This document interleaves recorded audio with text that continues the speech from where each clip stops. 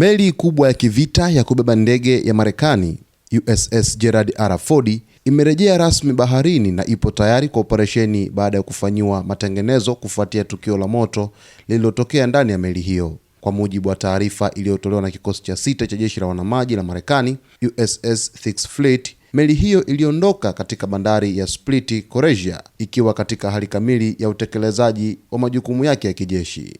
Taarifa hiyo ilieleza kuwa meli hiyo ipo tayari kusaidia malengo ya kitaifa ya Marekani katika eneo lolote la operesheni duniani. Moto huo ulitokea Machi 12 wakati meli hiyo ikiwa katika bahari ya Shamu ikishiriki operesheni ya kijeshi ijulikanayo kama Operation Epic Fury dhidi ya Iran.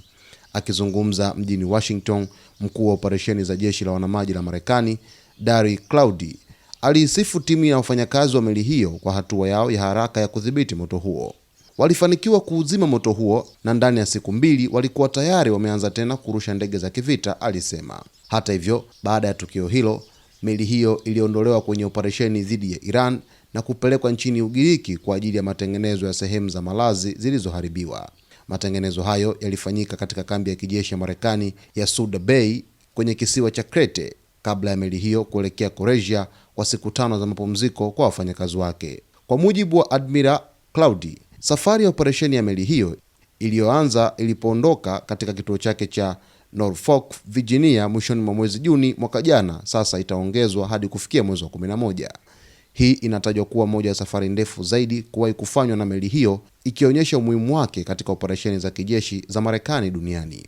Taarifa za awali kabisa zilieleza kwamba USS Gerald R. Ford ilipata hitilafu na moto kuweza kuzuka ndani ya meli hiyo, lakini baadaye ripoti kutoka Iran zilieleza kwamba waliweza kufanikiwa kuzishambulia meli hizo mbili za kijeshi, yani USS Abraham Lincoln ambayo imeondoka katika maji ya eneo la karibu na Iran, lakini vile vile meli hii ya USS Gerald R. Ford pia nayo iliweza kuondoka katika eneo hilo baada ya kupitia msemaji wa jeshi la walinzi wa mapinduzi ya Kiislamu la Iran IRGC kueleza kwamba walizishambulia meli zote za kijeshi za Marekani na kuziharibu vibaya na kuzipa madhara.